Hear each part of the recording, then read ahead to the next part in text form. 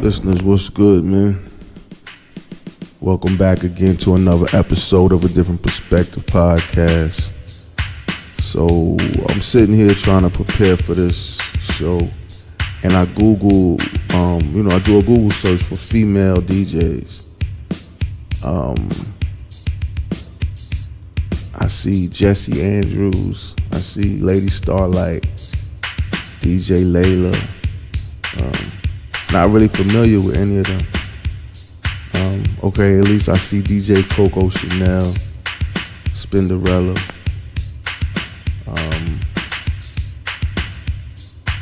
A lot of other DJs, female DJs that I never heard of. There's 114 results, but I don't see DJ Baby D. I see a DJ Baby Ann, whoever she is, but I don't see DJ Baby D. For y'all that don't know, DJ Baby D, aka D'Bora.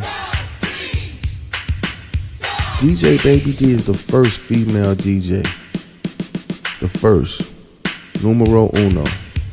So all the female DJs behind her gotta pay homage, gotta show love, gotta show respect. And that's what we're here to do today. Show homage to another legend.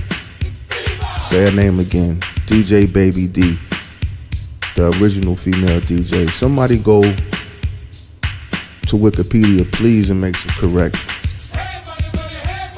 Let them know the first female DJ, the first female hip-hop DJ is DJ Baby D. We know her from the Mercedes Ladies. We know her from Us Girls. We know her from Rockin' Joints with Sparky D and Spider D. So, here we go. D'Bora Meyers episode.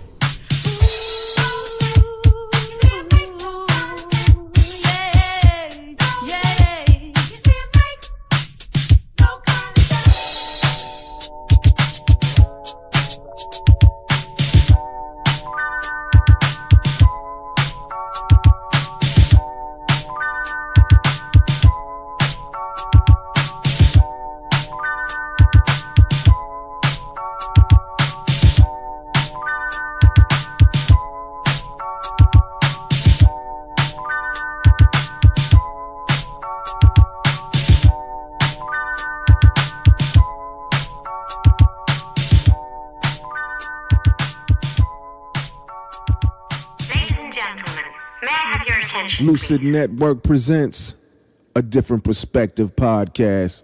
You're now tuned in. So don't compare me to another. I'm different. So don't compare me to another. Cause they can't hang. Word to the mother. So we're gonna dive right into it. So, ladies and gentlemen, my guest today is a legendary hip hop star. One of the, I want to say you the first. Are you the first female DJ?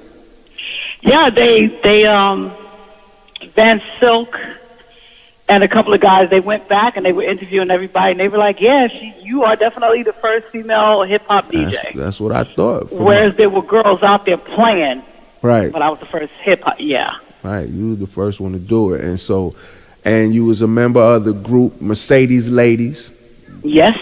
Y'all most famous joint, that T-Connection tape is floating around. Yeah. Now we still, people keep telling me there's other tapes. I'm like, you don't stop, say, don't stop that body rock. Just clap your hands to the beat, come on. Just clap your hands to the beat, huh? So clap your hands to the beat, huh? And clap your hands to the beat, huh? Just throw your hands in the air. Just throw your hands in the air, huh? I said wave up, say wave up. I said wave like you just don't care, huh? And don't stop, say, don't stop that body rock. I go 1, 2, 3, 4, 5, 6, 7. I rap like hell, make it sound like Kevin. 7, 6, 5, 4, 3, 2, 1. My girl, ever said, come and get some. Yes, y'all. You don't stop. I said, don't stop that body rock. We had 7 and a quarter and a penny to my neck. Shout out to both the neck and a whole respect. A buzz, that's all right. But we just begun. Girl, girl, don't stop.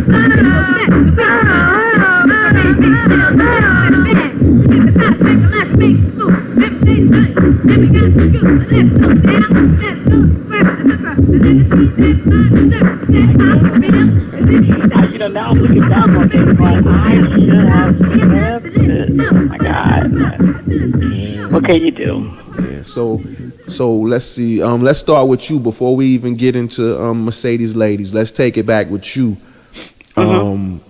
What was your start in hip hop? What was your earliest memories? You know, and where were you from, born, and all that stuff? Well, of course, I'm from the Bronx. No doubt. BX in the building. Yep, Vice Avenue around Freeman Street. So Okay, I was like right in that, you know. And my first start, it was when to take it back, when I first seen Flash. Right. The first time, you know. My first boyfriend, Poochie, a lot of people know him as Ham. He's still DJ out there. He's around there. He's a promoter. And I remember seeing Flash. I came back and said, you know, I saw him. I said, I saw this dude, and he was doing all this scratching, and I'm going to be just like him. I'm going to be the female version of him. And all my friends just fell out on the corner. What park you see Flash at? Or was it in a party? It was in I believe it was in a park. I'm not sure. Okay. I think it was a park. I want to say 63. I'm not really sure. We're talking 40 years ago. I know.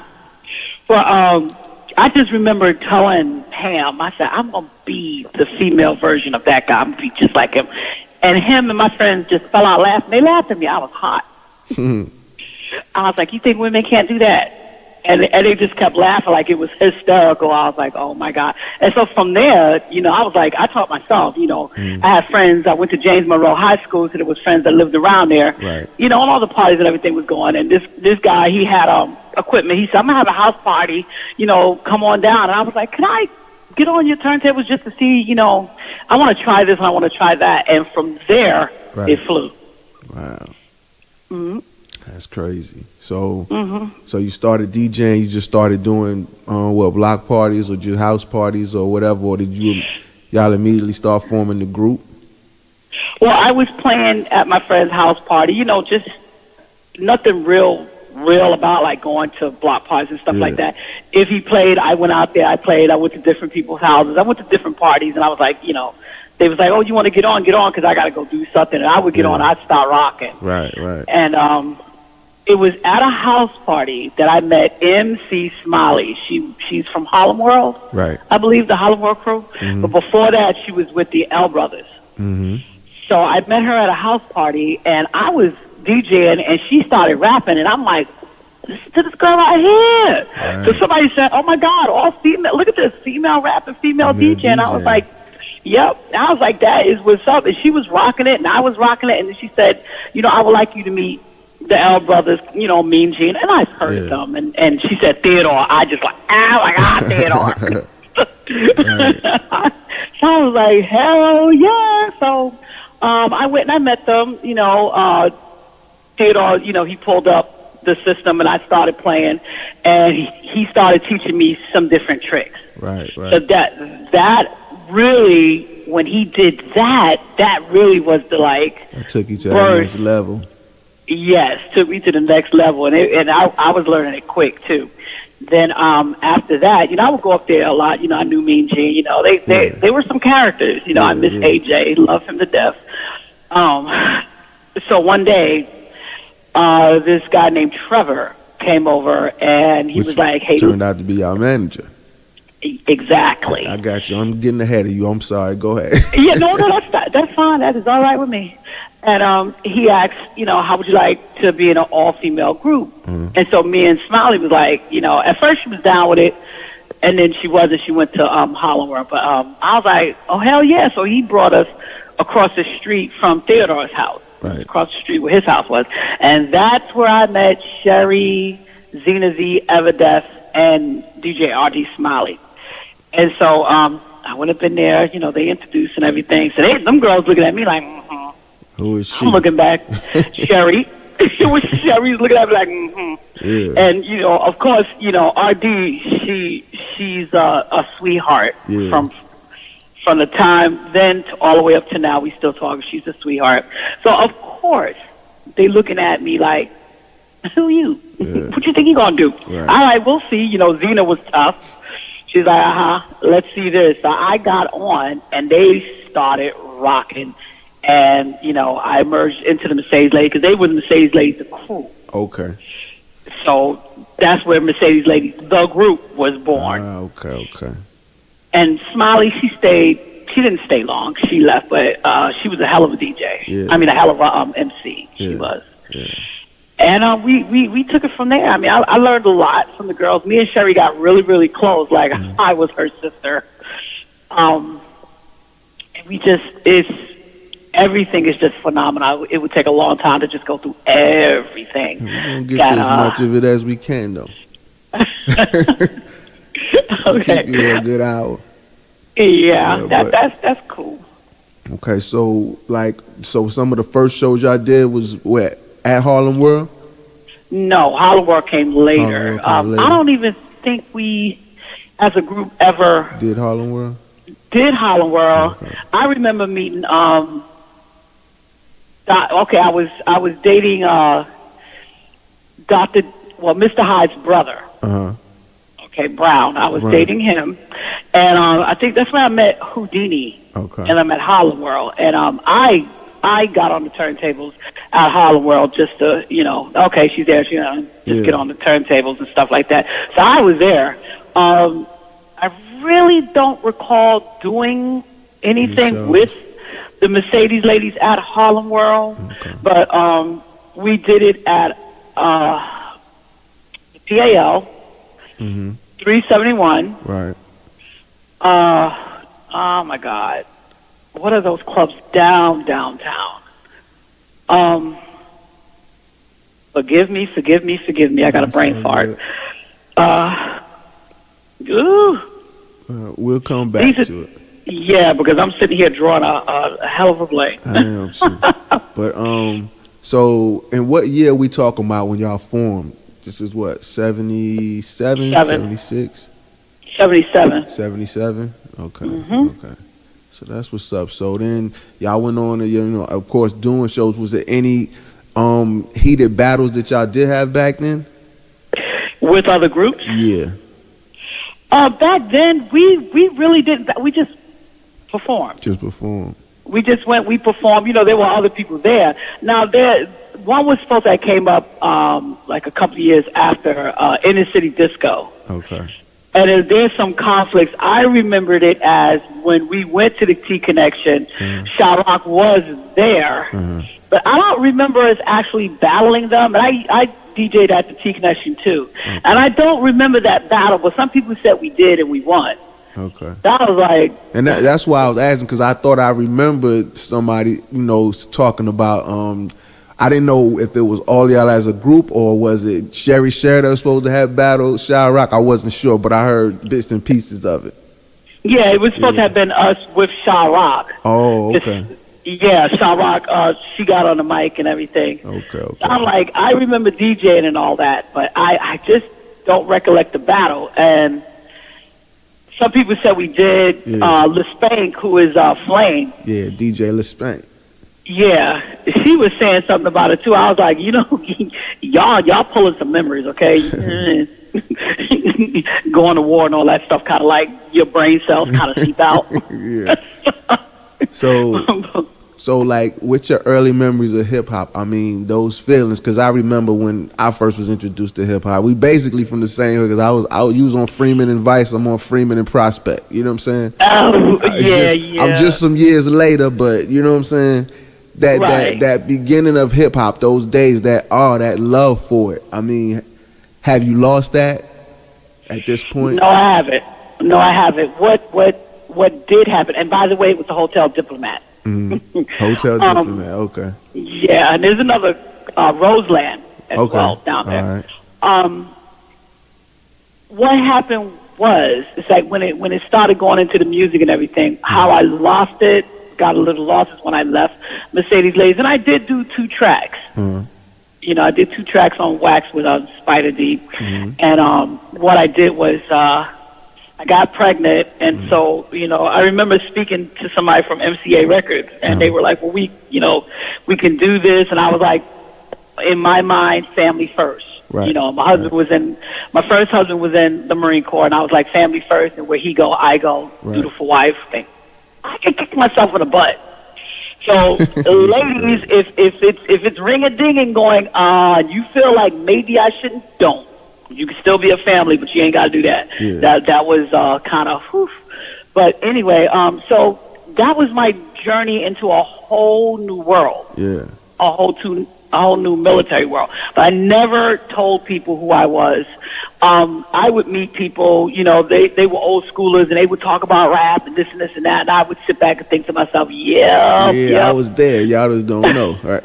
Yeah, I'm part of the foundation of it, you know, and especially when some people go, I don't like this, what is this noise? I'll really be quiet. They're like, you ain't gonna yell at me. So, and it was pretty cool, and if everywhere I went, when I traveled around, you know, I kept in touch with Sherry, especially Sherry, and she always knew where I was at. I really, in particular, didn't want people to know what I was doing, where I was at, so Sherry kind of kept that to herself. She wouldn't tell anybody. Liz Spake was busting her butt trying to find me, because me and her are best friends as well, and Sherry wouldn't tell her. I just remember she caught me in Japan, but, you know, I separated from my first husband. We divorced. I got remarried in Japan 22 years ago.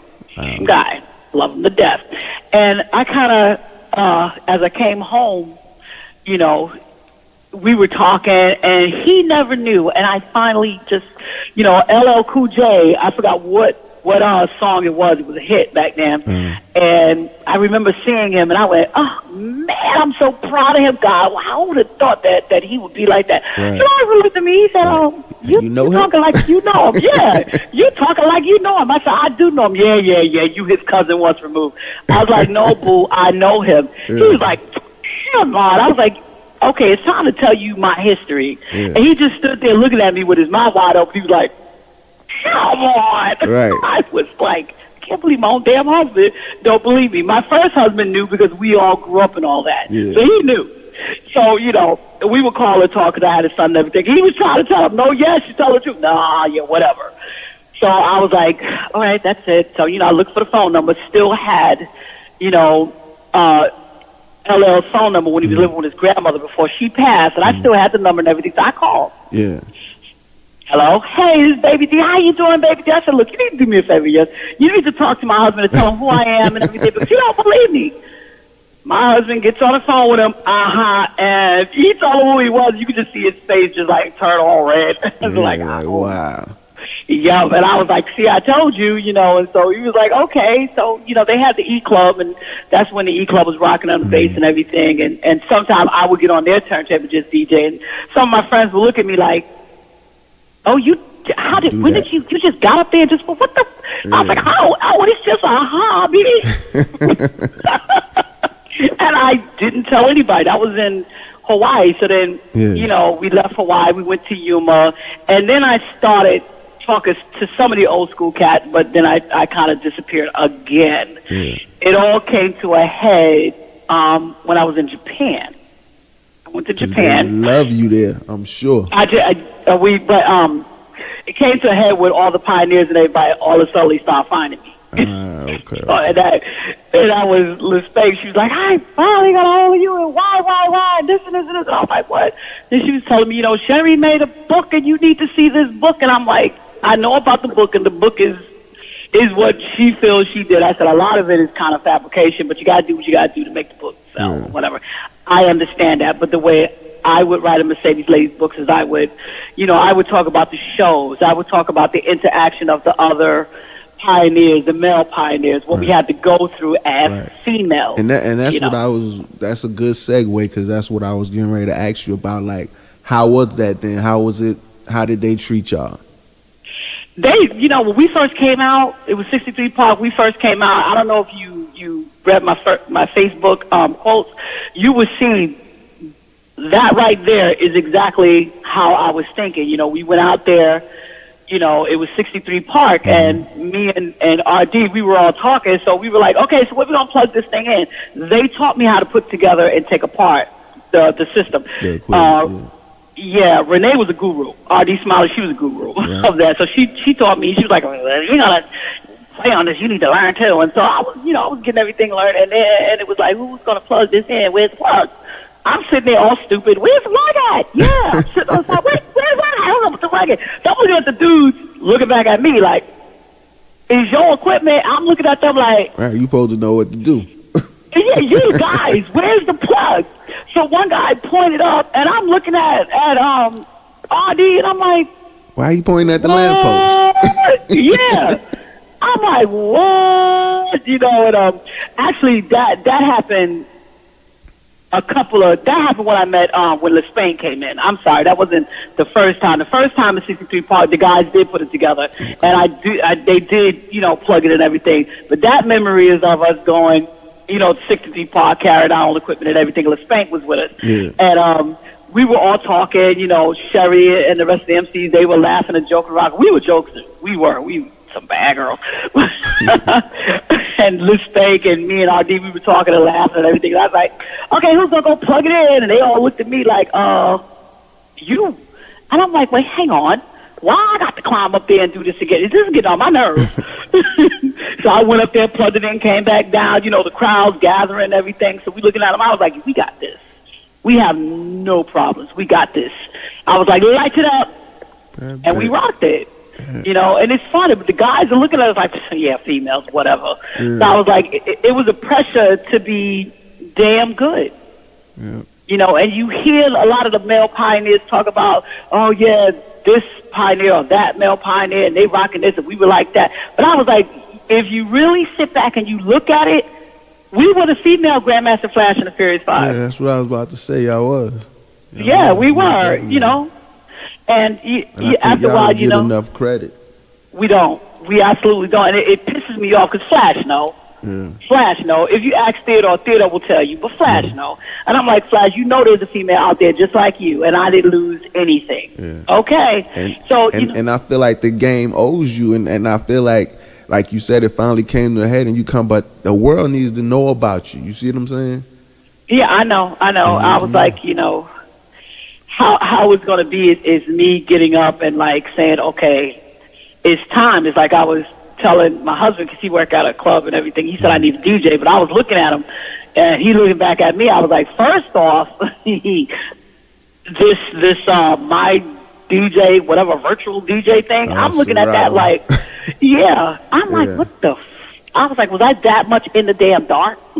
This was like, so I started talking to other DJs. Like I know DJ Ozzy Boy from Australia and other DJs and stuff, and I started talking to them. So Angelo, he's like, you gotta do this. You have to do this because you gotta do this. I'll help you. LaSpank was like, I will get you through the Serato. I'm like, I want the techniques. Yeah.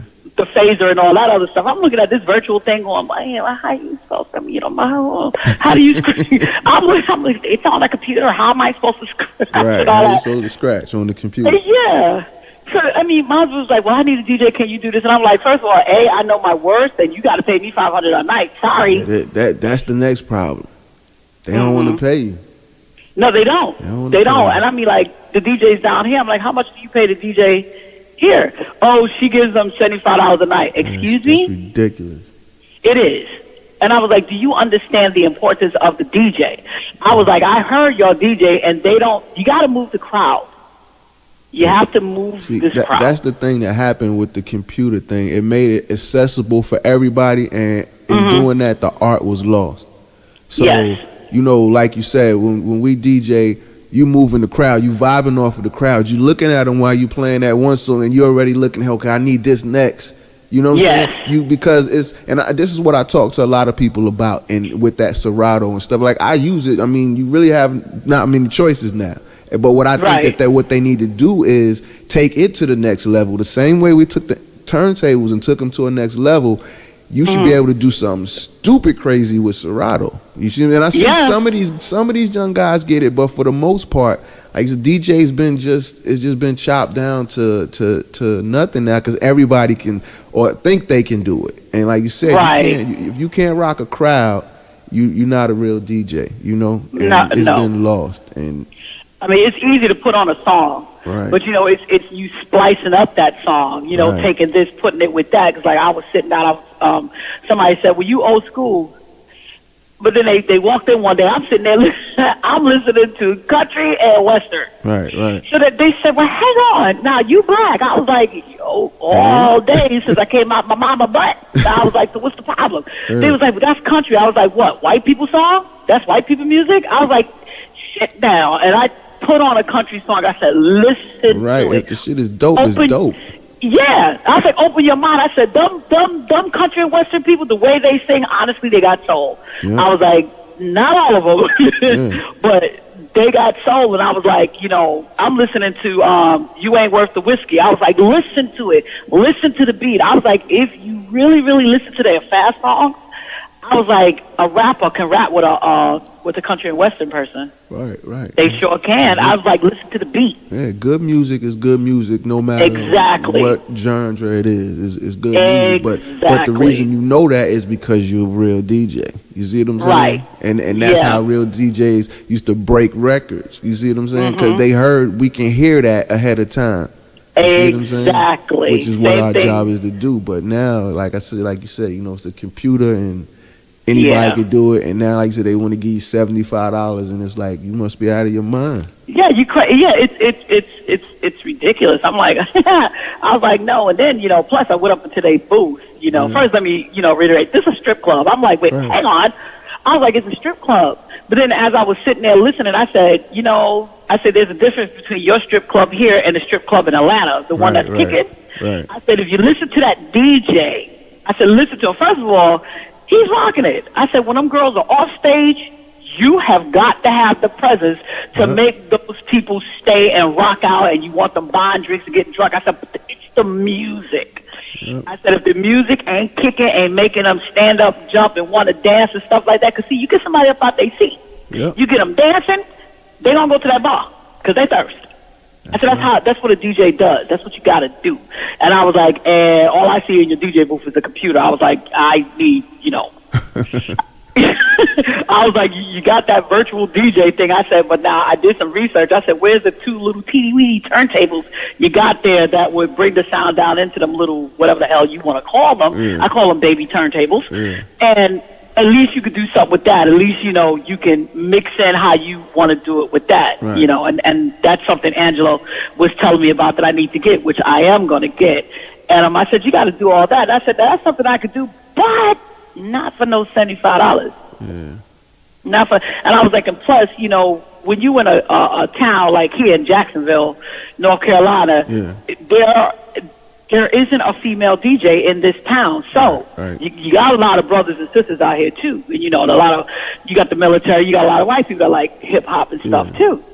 You hear a female is at so and so and she's rocking it. Yo, thank you. And I said, market it. Who is she? You put behind, you know, put the history behind that female DJ. And you're gonna rock it. But not for $75. Because as you know, North Carolina, South Carolina, those would have been some of your biggest markets still. Because, you know, everywhere outside of New York kind of appreciates it more than we do. You know what I'm saying? Especially overseas, as you know. I mean, they got a whole nother love for us. A whole nother love. I tell you, this guy, I don't know if he was from Sweden, but he just popped up in my messenger, kind of like you did. And I was like, that's the way you get. I'm like, wow, I thought well, anyway. Well, he was like, is this you? Now, there's another girl out there named D'Bora, and she's dance music. And somehow they got my information mixed up with hers, and I seen where Troy came on the wiki and said, that's not DJ Baby D. This is some other girl from England. So I was trying to get a hold of her and go, you know what, there's a gimmick there. You know, if you're willing to come back out, I'm willing to do this too, but I can't seem to catch up with her. But anyway, the guy was like, is this you? So I made No Sense with Spider D. Then we made the answer to No Sense, which includes a male rapper and, you know, the Mercedes Ladies can is the background. I first met you, you were my kind of guy. My heart would be 10 times too fast whenever you pass me by. But now you make me wonder, I just can't figure it out. I sense a change in you, and of this I have no doubt. But you hardly come to see me, and not like you used to do. And after all that's said and done, it seems that we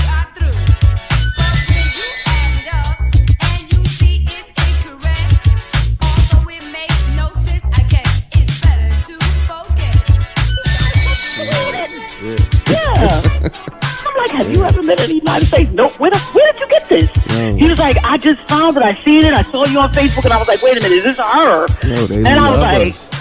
yeah. Dude, look, I got a record that I put out in '95, right? And it was only like 300 of them pressed. You know what I'm saying? And then about in 2013, you know, I'm on the internet and I see it pop up on YouTube. I'm like, what the hell? And then I like same way. Somebody contacted me through my email. I don't know how they tracked me down, and then they was like, "Yo, do you have any more records?" And I'm like, "Nah, how did you get it?" You know, and this dude said the same thing. He was from Sweden, but he got it from somebody in Denmark and all this craziness. But as I started looking, and you probably will find the same thing with some of your tapes, I've seen where this record has been auctioned off for $500 and $600. And I'm like, I can't believe this. Like, it is crazy. I had to get in touch with West End Records. They're still around. I'm like, so what are you doing with this record?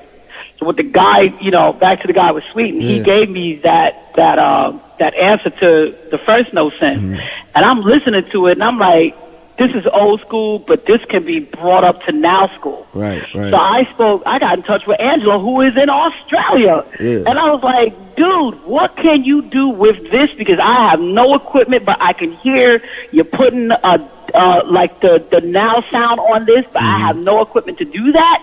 And he was like, send it to me. So I sent it to him. He sent it back. Yeah. And all I can say is, wow. It's ready. Yes. Yep, I can send it to you if I remember what Yeah, I would love to have that. Yeah. I could actually edit that and put it in the show. Okay. Let me see who.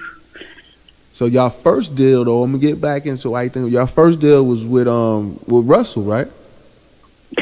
No. Oh, it wasn't? Oh, with Mercedes Ladies? Yeah. See, when I left them, they did something with Donald D.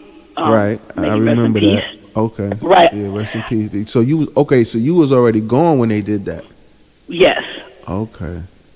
I was gone already when they had did that, and I did No Sense with Spider D, and I was hanging around Russell Simmons, so I know all of them. I was hanging around with them. I DJ'd for Curtis Blow. Right, that's what I thought. So that's why I tied that in. See, I didn't realize you was gone yet, because I know y'all was running in the same circles. Okay.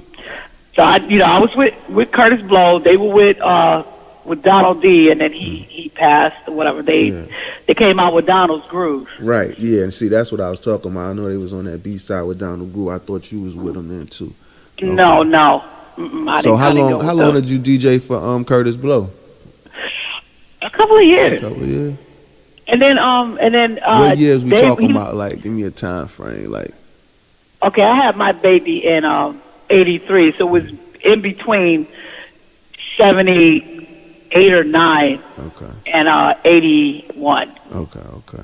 So it was like a year or two. Okay, cool. So I had a lot of fun. You know, I learned a lot of stuff from Curtis. He's a good guy. No doubt. So. So basically, like you said, you got pregnant and you decided, family over this, because back then it wasn't no major checks coming yet. You know what I'm saying? So, I mean, if I would have stayed, I probably most likely would have gotten on a record label. And knowing me, I know how I am. I like to push it. Yeah. I like to push things to go forward and do things. I'm looking at rap today, and I'm like, it's more about how the girl look, sex, and all that. Like, I'm listening to Cardi B, and I'm like, I just stood there. I just listened to it. I'm trying to find something. Yeah. And for me, not disrespecting her or anything, she got her flow. She doing what she got to do for today's time. But I'm listening to her rap and everything, and what grabbed me was the music. Right. Her music is banging. So the music is banging.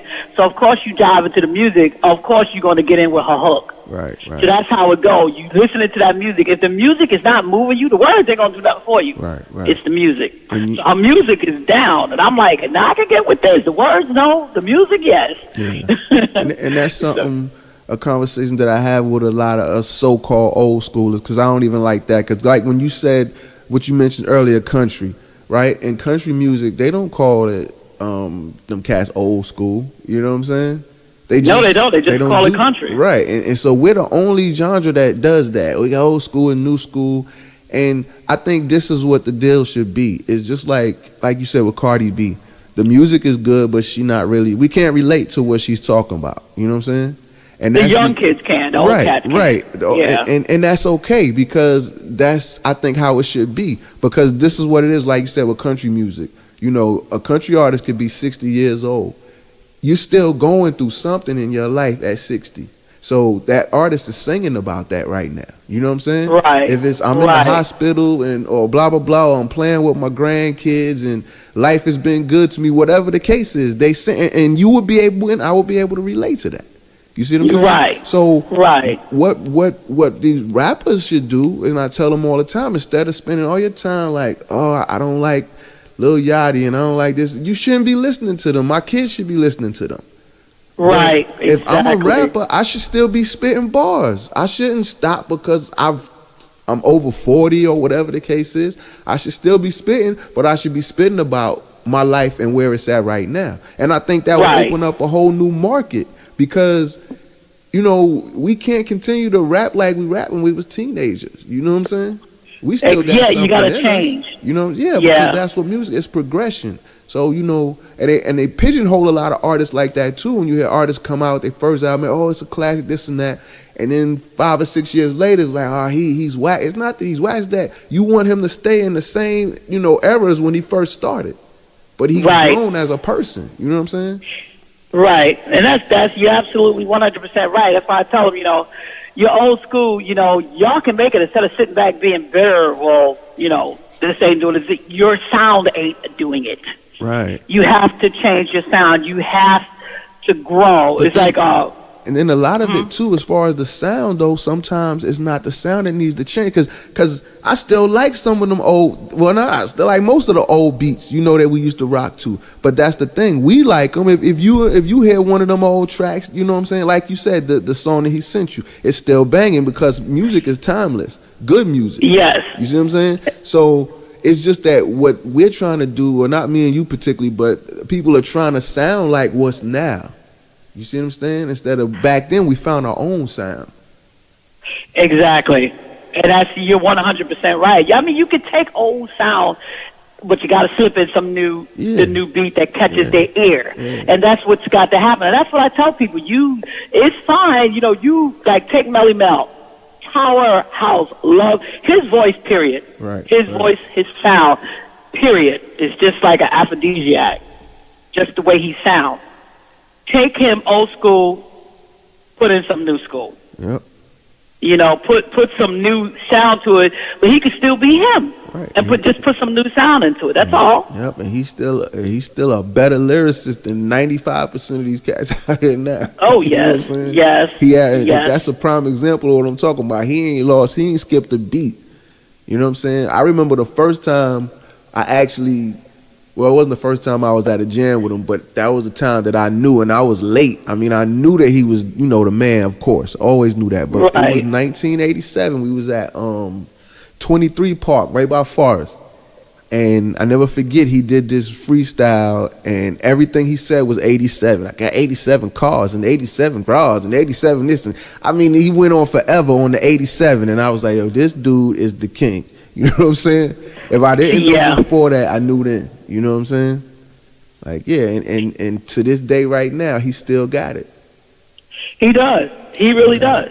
Just as and like you know, it's he's just to me he's just the bomb. That's just how I see it.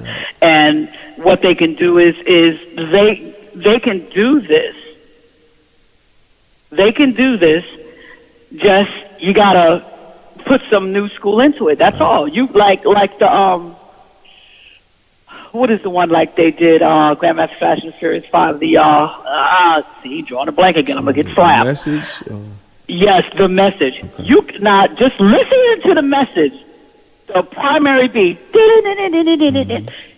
You can insert another beat that will bring it right up to today. Because everyone loves the message, and right about now, the message is a good damn message to be coming out right now. That's right. That's what I mean by timeless music. That Right. beat and what he's saying on it is still relevant. It could have just came out today, and it would have been, you know what I'm saying, perfect. Yeah. Now the only thing I would say about some DJs is I'm sorry, ladies and gentlemen, I can't get with the mumble rap. I can't, or trap. Yeah. I mean, I'm not trying to be biased or anything. I know haven't what you're heard saying. anything that picks me up. I mean, like, if somebody came to me and say, hey, would you like to do a mumble or a trap? I mean, like, as an artist, yes, I would try it because that's what you do. You know, you don't say no because you don't think it's gonna, you know, it's not gonna work, or you don't like it. Because as a DJ, I could play a Bob Misfire. I don't like that music, but hey, I'm making money. You rock it, right? Exactly. You do what you got to do. So even though I don't listen to mumble or like it, but if somebody came to me and said, hey, would you like to do a mumble rap, I will have a lot of say in it. Whereas I'm going to bring it to like, okay, the old school cats will get into it, and the new school cats will still like it. You know, trap music, some of it I heard, some of the beats I like. But it's still a little weird. But, you know, like I tell people, rap is like rock. It evolves into so many different directions. And that's why I said, if we start to do that, if we start to look at hip-hop as an umbrella and look at trap and mumble and all these other things beneath that umbrella, I think it'll take the pressure off, because you got rock music, but you got light rock, you got heavy metal, you got thrash metal.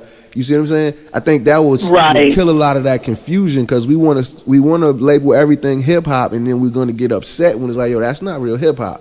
I don't know what that shit is. You see what I'm saying? So we realized that, okay, it's all hip hop. It's just that, like with the trap or with the bass music, it's like somebody heard Planet Rock in the South, and when they heard that, they just built their whole form of hip hop around that. You see what I'm saying? The same way we heard them James Brown drums in New York, and we built our whole, you see what I'm saying? Or we were coming out of the disco era, so a lot of that was built around that. And that became our sound, you know? So if we could say, okay, that is trap, and not try to get into that's real hip hop, because we know that's not hip hop as we know it. You see what I'm saying? Mm-hmm. But here's how do we get DJ Baby D back into hip hop? How do we bring you back? It's well, when you come to me for it, I just sent you the track. When you come to me about it, it's me. It's my frame of mind. It's me getting up and not being afraid to step away from the family atmosphere and go ahead and do this. I mean, like, several people have approached me. I did one about the Marine Corps, but it was when I first came back, and I wasn't really confident, so I was just throwing tracks. What is his name? He is a Christian rapper, and he did the male part of it, of the Marine Corps. And one of my friends, she's a Marine, and she helped with me singing the hook part. And then I just laid tracks on just, okay, what do I want? It's like a rough draft, but that's not it, sort of thing. But I'm listening to the music, and I'm going, the music is up to date. And if we were to do this, it would fly. I just have to change the way I rap it, because I was just like throwing stuff from the head, you know, trying to think, you know, what it was. And but yeah, if somebody wanted to do something with me, they got to be real about it, because there's a lot of cats out there that say, hey, you know, do you want to do this or that? And, you know, I'm like, yeah, and then you don't hear from them again. Hear from them, I know what you're saying. But I think I want to be a part of that movement with you, because I feel like, especially with you, you know, you are a lost, a lost jewel in hip hop. I mean, it's just not enough people that know about you. And it's funny to hear your story when you saying, and I relate though, how you, like, you know, you didn't want nobody to know who he was, because it's like you moved on, and and I know how it is, you know. But it's like, wow, you are really a lost jewel. Like, I mean, the world needs to know. And I feel like the game owes you, because you know, it's not telling you nothing you don't know, but you paved the way for a lot. Not just, see, the other thing they want to do a lot of times with females, they want to be like, well, yeah, you paved the way for a lot of females, but no, that's in general. You see what I'm saying? Yeah. They You mean like, 'cause you never forget the foundation of something. right. You Yeah, never forget the foundation. Hurt is the foundation, but then you have other aspects in it. Like we dared, like how dare you females come out here and kick the door down? Yeah. And there was Salt and Pepper, but they weren't. I don't believe they were out when we were. Like they came out, they went to record and everything, and that's out. I'm glad for them. Yeah. But I was just sitting back thinking, if we still had Trevor as a manager, we would have been where Salt and Pepper and TLC were at. Yeah. It would have went differently. We had a different manager that wanted to go to singing, and then, before I left, Zena Z and Ever Death left, and then it was Sherry's sisters who they weren't there for the foundation. Yeah. And so I'm sitting there and I'm looking at the Women of Hip Hop with Queen Latifah, and they say Mercedes Ladies. I'm looking at the picture and I see Sherry and her RD and her two sisters, and I'm like, wrong.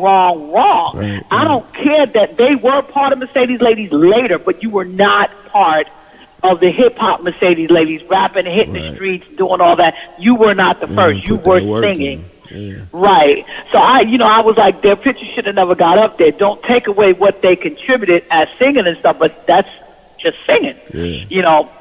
It should be the original Mercedes Ladies. You don't take away from Zena Z or Eva Death and insert these other two girls, because it wasn't them two. It was Zena Z and it was Eva Death. Right. And I love my sisters to death, but the truth is truth. And I'm like, you can't walk around saying we need to talk about the truth, the real history, and you keep that going, because that's a lie. Right. Yeah. So I'm like, if somebody come to me and say, hey, I would like to do this, you got to be real with me. You got to have, producers and all that. They have that constant communication with you. Right. Like, hey, look, I'm getting ready to send you this. Can you get to a studio? Now, there's guys down south, down here, they have studios. Yeah. So they interact. Like one of the ladies that work with me, her name is Miss Taylor. She was one of my employees. Her son, he likes to rap and he likes to DJ, and he has a setup. So I would go to somebody that's, their mindset is hip hop and they have it. Right. And I'd be like, okay, I know a guy with a studio. Let's go down there. And this guy's an old school cat. Yeah. He's white. He's old school rock and stuff, which if you really look at it, where the hell you think we got our beats? Right. A lot of our beats came from them old school rock. Right. So his ear is kind of tuned into the hip hop as well. Yeah. So I would take those guys, like, hey, come on, this is what they sent me, this is what we got to do, blah, blah, blah. But you constantly keep in touch. Like with Spider, he got in touch with me. I don't know if you ever heard of it, but it was, we did a cypher. He's going to kill me again. How long ago was this? This was a couple of years ago. Oh, for real? Yeah, see, I need to check on that. I ain't do my homework because I missed that. I hate it that I can't remember this stuff. On YouTube or anything? It's on. You can buy it on. I got it on my iPod. You can buy it on iTunes, and yes, it should be on YouTube. And it's you said you did it with Spider D? Yeah, it's a bunch of us. Sparky D, Spider D was the producer. Executive producer. Sparky D's DJ, was putting it together. Red Alert's on it. Oh, for real? He introduced each one. Mm-hmm. All right, I'm gonna find that joint. I'm gonna find it for you, because that says you got me sitting here like, you know what? I should know all this. What the hell's going on here? Everything keeps coming up with that. I can't wait for Spider D. Yeah. He's got some stuff that he did. He put out. He's another legend. Oh, yes, he is. Yes, he is. There's a lot of legends out there, and I just wish, that we would get the opportunity to do this. It's like everybody thinks the only ones that can do this is the hip hop people now, or Latifah, or them. And I'm like, that's not true. Nah, it's not. There's Marley Marl's still doing this thing as a DJ. The DJs are still doing their thing. Right. But I just think the rappers, if somebody would just give them that chance, and you really work on it, not a flyby. It's called a Heat Seeker Cypher, by the way. Heat Seeker Cypher.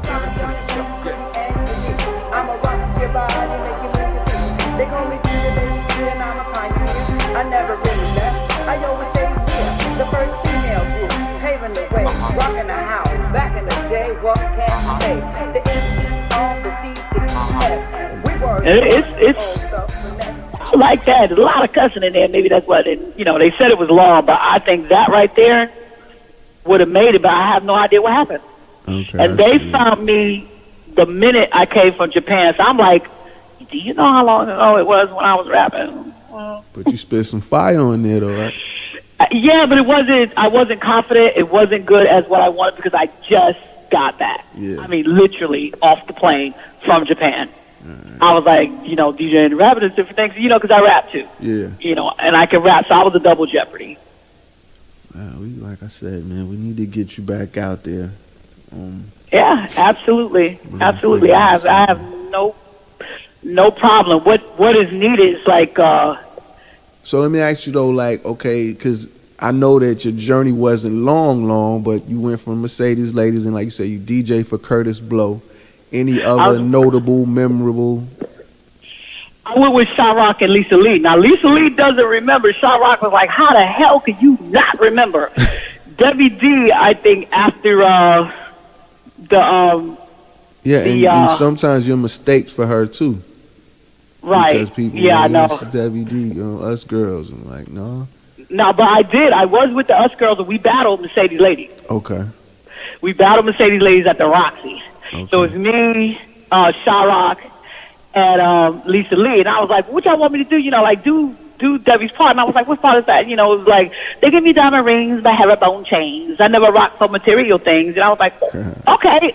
And then their brother Ron incorporated No Sense into it. Right. So we were doing the Us Girl thing first, and then, all you hear is him putting in, now, this just don't make no kind of sense. And the crowd went berserk. Wow. And we beat Mercedes Ladies. It was a female battle. Yeah. And I remember Sherry saying, y'all only won because they were in Beach Street. I was like, no, we won because we literally won, okay? Come on now.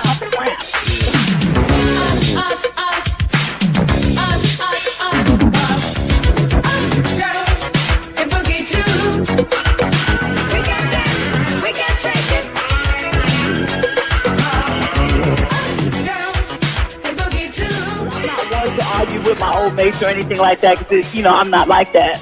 Back in the day, I was Spitfire, but being in the military, being in upper management and everything, I worked for Sodexo for 10 years, and I was always around the military, so it taught me a lot of things: management, what to look for, production, promotions and things like that. And I sat back and I said, you know what, this would be a good thing, to like try to do. Like, I'd love to come back out and do something with the Mercedes Lady.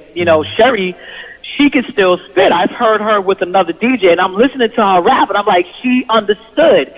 Take it to another level. Be old school, but take that to another level, to where you are communicating to the youth now. You don't have to be Nicki Minaj. Right. But, you can still do this. And that's what I want to do. Somebody comes up to me, a producer says, hey, I want to do this. I will bust my butt for it if I know this is real. If a record company that I know is going to be behind this is real. I know someone that works at the radio station down here that's all over. So I can take the demo there and say, hey, look, can you do this? You get down south, hey. You know what I'm saying? Yeah, you get the military takes it with them everywhere they go. Right. So of course I would love to. So if anybody out there listening. hopefully somebody's listening that can help this situation out.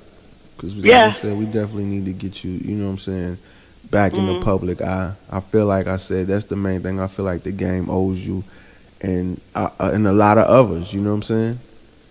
Absolutely. Absolutely. And especially, I want to hear Sha-Rock come out with something. That's the mother of MCs. And I've been waiting, and there's been several times they're like, it's coming, and so we're waiting. Yeah. It is something out with her. I just came across it on when I was thumbing through iTunes. Just looking to see what's out there and everything. And I just happened to come across her. I'm like, well, wow. So, Don't ask me to tell you what it is. Just go ahead and type in I know Charlotte. she's been real active the last few years because she did a book and stuff too. Yes, she did. Yeah. I want that book to come out about female DJs and MCs, but I want that book to be mega smash book. Now it came out and, okay, a lot of us know what's out. I want it to be number one on the air, CNN, Fox, everybody talking somebody's about it. already did it? No. There's not one that's like that, whereas you pick it up and it's around the world and it's on the news and everything. I haven't seen a mega book like that. Now, there are books out there, Sha Rock, Sherry Share. Sherry told me to write mine, and I'm like, I'm going to keep it real because Hollywood and everybody else going to be in there too because there's experiences with him, with Starsky, Busy Bee. I was about to ask you, because y'all was doing shows with all of them. Yeah.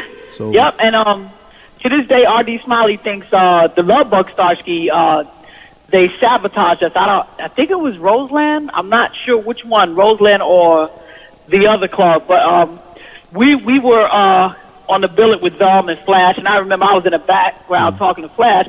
He was arguing with me, saying, where are your records and everything. That's when all that stuff happened with Trevor, and I was like, oh my God, So we're fussing. So Flash didn't want you to touch his records. No, I could touch his records. I used to go see Flash and everything. He was more like, he gave me more education on DJing. See, Theodore started it. He's the one, he's responsible for this female with the fingers. Flash is responsible for the education on, you gotta listen. Right. You gotta do this. What do you know about old school? And I'm like, what are you talking about? So when he said old school, then he's talking about Motown. Right. Sounds like that. That is how I got into that. Okay. I'm listening to Flash. So, so he educated me on a lot of other things. So you put what he taught me and what Theodore taught me together, and you got this. And so I'm like, even if I came back out today, I'm an older female, but I'll tell them, don't let that fool you. Age don't mean a damn thing. It's what you do. It's what you do that defines who you are and what it is that you're trying to put out there that you want people to hear. That's fine. You got this mega female DJ. She's DJing half naked. My question is why? Do you have to get the attention in a bikini? No. Get the attention of who you are and what you sound like and what you're putting out there, not your body. And that's what makes me kind of sad sometimes. It's like, they use females like, look at her body first and her music later. Like, if she don't look good, we ain't listening to her. Come on. That's ridiculous. Right. You're absolutely right. Yeah. So I'm like, not knocking anybody, Nicki Minaj or anybody like that. I'm kind of sad about Little Kim. Oh, yeah, that's... I don't know what happened with that. Yeah, I think she had self-esteem issues to go through that, and I think she in said her it. camp, somebody around, you know what I'm saying? But she's headstrong, some black women, how we are. Yeah. That we ain't gonna listen. Yeah.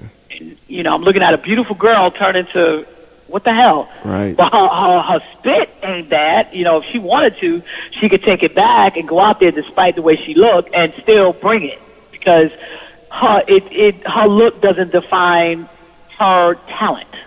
And there are people who don't have talent, but it's their looks that's pushing them. Same thing with Nicki Minaj. She can wear a potato sack and put something out, and she's still gonna bang it because she's got talent. Remy, same thing. My girl from the Bronx. Yes. Yo, listeners, I hope y'all, had a good time. I hope y'all learned something, I hope y'all enjoyed that episode. D'Bora Meyers, Another one for the bucket list. Talking to all these legends be getting my aura right, for real. But as always, man, live life lucid, I appreciate y'all support. Definitely hit me up on Instagram at different_perspective_podcast. Yo, I always appreciate the donations, to help me keep the show going, help me keep bringing y'all this dope content. So if you want to hit that PayPal, it's shotgunbeats@gmail.com. That's shotgunbeats with a Z @gmail.com. Always love the donations, man. Always love to bring you dope content. Different Perspective podcast, and we out. Peace.